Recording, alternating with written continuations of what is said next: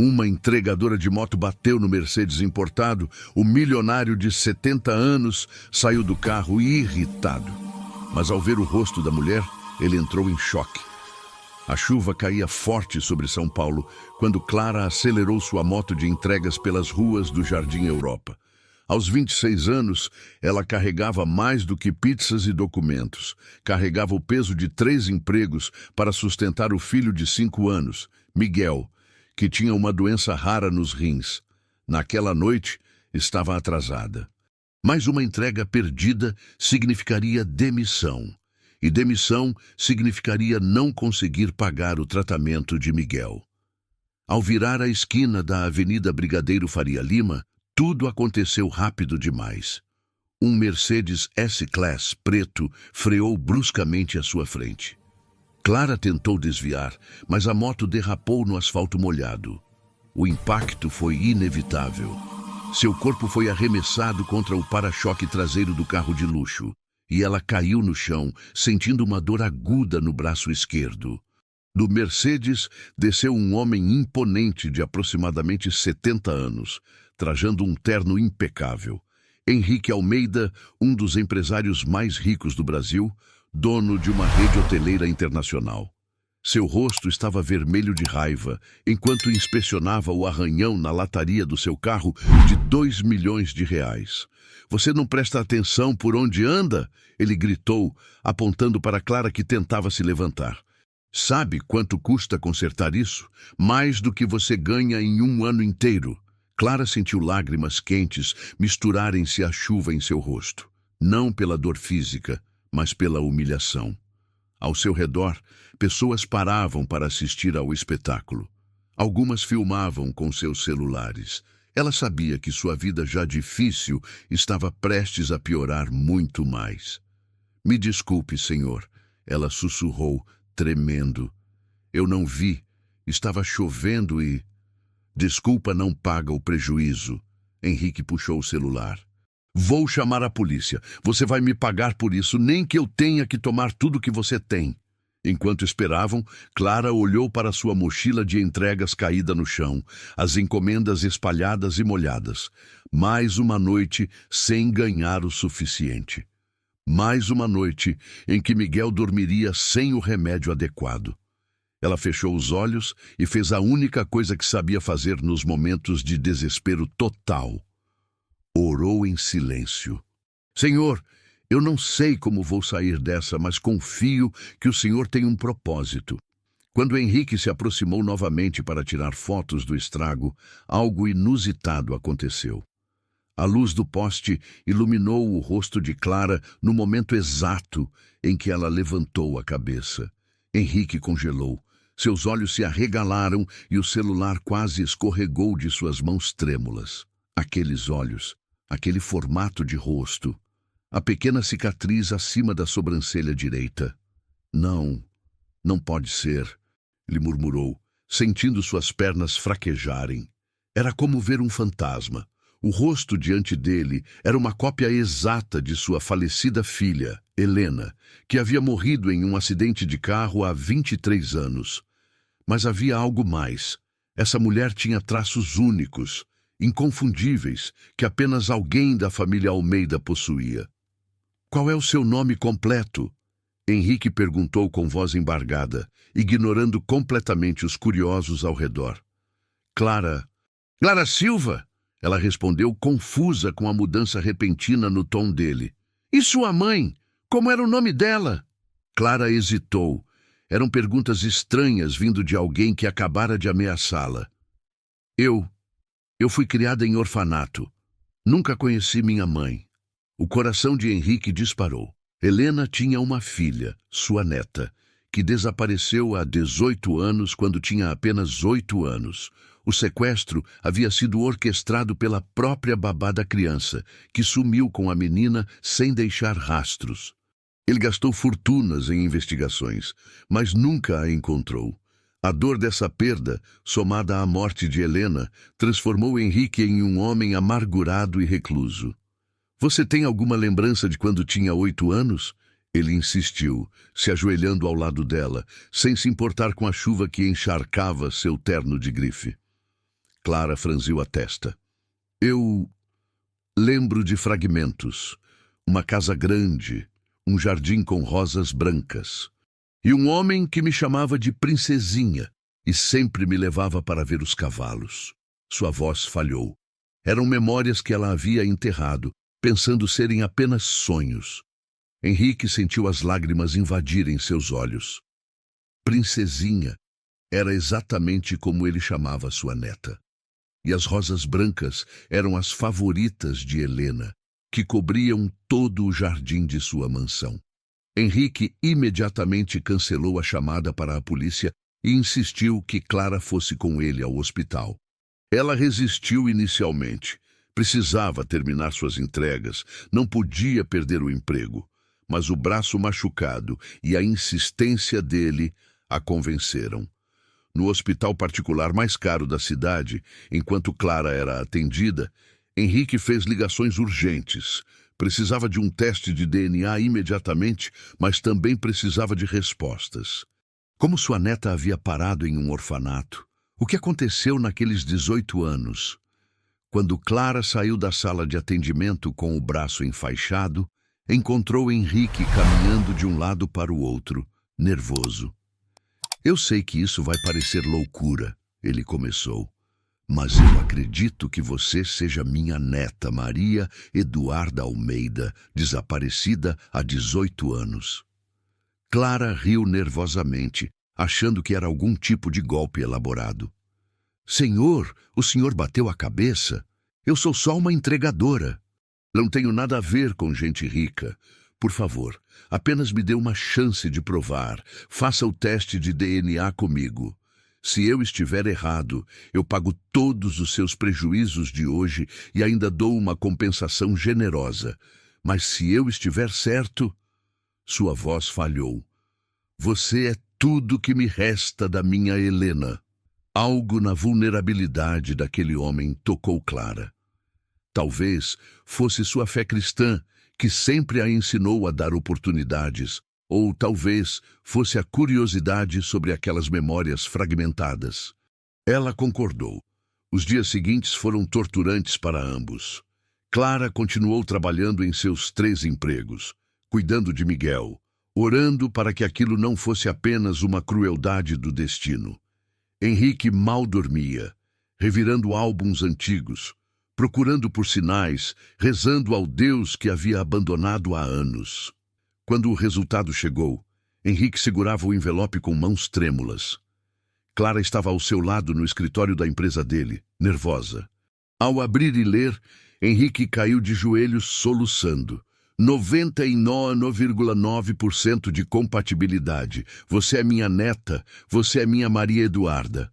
Clara sentiu o mundo girar. Tudo o que ela conhecia sobre si mesma acabara de ser virado de cabeça para baixo. Henrique imediatamente contratou investigadores particulares para descobrir o que havia acontecido 18 anos atrás. A verdade que emergiu foi chocante e dolorosa. A babá, Sônia, que havia sequestrado Maria Eduarda, era na verdade irmã de Beatriz, a atual esposa de Henrique. Beatriz havia se casado com Henrique apenas 2 anos após a morte de Helena, quando ele estava vulnerável e destruído pela dor. Ela sempre demonstrou desinteresse em procurar a neta desaparecida, mas Henrique atribuía isso ao fato de ela não ser a avó biológica. A investigação revelou que Beatriz havia orquestrado o sequestro junto com sua irmã. O plano era simples e cruel: remover a única herdeira direta de Henrique e, eventualmente, manipulá-lo para deixar toda a fortuna para ela. Sônia levou a menina para longe, abandonando-a em um orfanato de outra cidade com documentos falsos, onde Clara cresceu sem saber sua verdadeira identidade. Quando Henrique confrontou Beatriz em seu escritório particular, com Clara e os advogados presentes, a mulher inicialmente negou tudo. Mas diante das provas, transferências bancárias, gravações de conversas, testemunhos, ela desmoronou. Você nunca me amou de verdade, Beatriz gritou furiosa. Era sempre Helena isso, Maria Eduarda aquilo. Mesmo mortas, elas ocupavam todo o espaço na sua vida. Eu merecia aquela fortuna, eu que te aguentei todos esses anos. Clara assistia à cena com horror e náusea. Aquela mulher havia roubado 18 anos da sua vida. 18 anos de pobreza, de luta, de nunca ter conhecido o avô que a amava. 18 anos em que Miguel poderia ter tido os melhores tratamentos médicos desde o início. Henrique, com a voz gélida, falou: "Você vai pagar por cada segundo de sofrimento que causou a minha neta. Os advogados já estão entrando com todas as ações cabíveis e pode sair da minha casa hoje mesmo." Mas foi Clara quem disse as palavras mais impactantes: "Eu a perdoo." Todos se viraram para ela incrédulos. "Não pelo que a senhora fez. Isso é imperdoável para muitos. Mas minha fé me ensina que o perdão liberta quem perdoa. Eu não vou carregar ódio. A justiça será feita, mas meu coração estará em paz." Nas semanas seguintes, enquanto Beatriz era processada criminalmente e civilmente, Clara tentava se ajustar à nova realidade. Henrique ofereceu-lhe a mansão da família, cartões de crédito ilimitados, uma posição na empresa, mas Clara recusou tudo, por enquanto.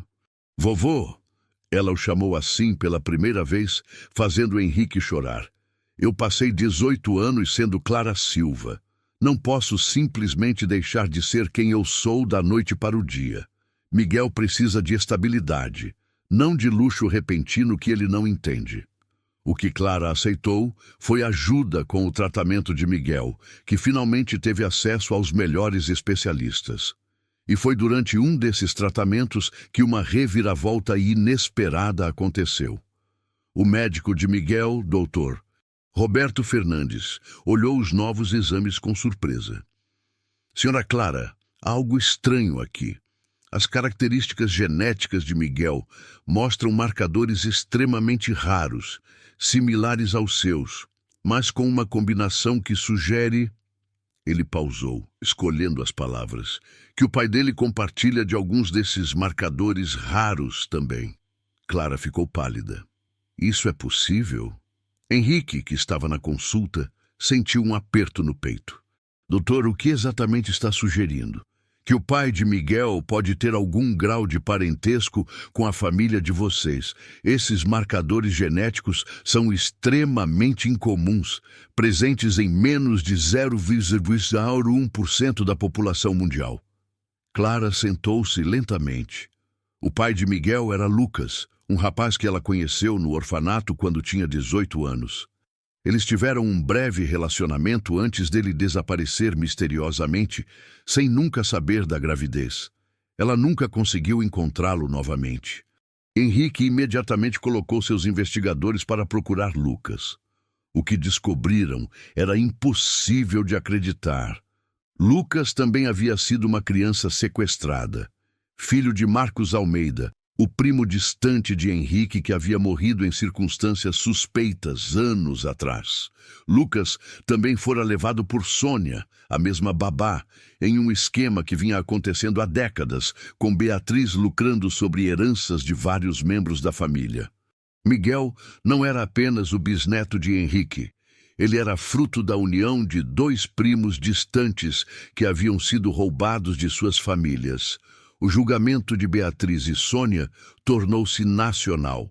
As duas foram condenadas a 40 anos de prisão por sequestro, extorsão, falsificação de documentos e formação de quadrilha. Outras vítimas apareceram. Ao todo, 7 crianças da família Almeida haviam sido sequestradas ao longo de 30 anos, todas para favorecer os esquemas de Beatriz.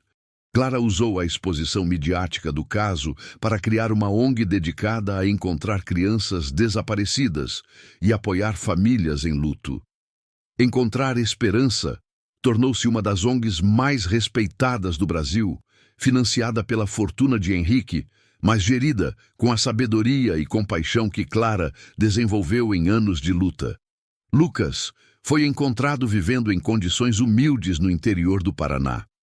O reencontro com Clara foi emocionante e complicado. Havia mágoa, mas também entendimento. Ele nunca soube que ela estava grávida. Beatriz havia interceptado todas as tentativas dele de contatá-la na época. Quando Lucas conheceu Miguel pela primeira vez, caiu de joelhos chorando. Eu tenho um filho. Henrique, agora com a família reunida, transformou-se. O homem amargurado que quase destruiu a vida de Clara naquela noite chuvosa, deu lugar a um avô amoroso, um bisavô dedicado e um homem que redescobriu sua fé através do exemplo de sua neta. Você me perdoou naquela noite, ele disse a Clara em um jantar em família, meses depois. Quando eu gritei com você, humilhei você. Eu não sabia quem você era, mas mesmo se não fosse minha neta, eu estava errado. Seu perdão, mesmo antes de saber a verdade, me mostrou algo que eu tinha esquecido há anos, a graça de Deus. Clara sorriu, segurando a mão de Lucas de um lado e de Henrique do outro, com Miguel no colo. Vovô, Deus tem um jeito peculiar de transformar nossas tragédias em testemunhos. Aquele acidente não foi acidente. Foi um encontro divino. 18 anos de separação, mas nem um segundo fora dos planos dele. A família Almeida, que havia sido destruída por ganância e maldade, foi restaurada por fé e perdão. Clara continuou morando em uma casa simples, trabalhando na ONG, recusando ostentação. Mas agora ela tinha algo que dinheiro nunca poderia comprar: família, propósito e a certeza de que Deus nunca a havia abandonado, mesmo nos momentos mais sombrios. E tudo começou com uma colisão em uma noite de chuva. Se você gostou dessa história de fé, perdão e restauração, inscreva-se no canal para mais histórias emocionantes que tocam o coração e fortalecem o espírito. Clique no botão de inscrição e ative o sininho para não perder nenhuma jornada inspiradora. Sua história de redenção também pode estar apenas começando. Deus abençoe.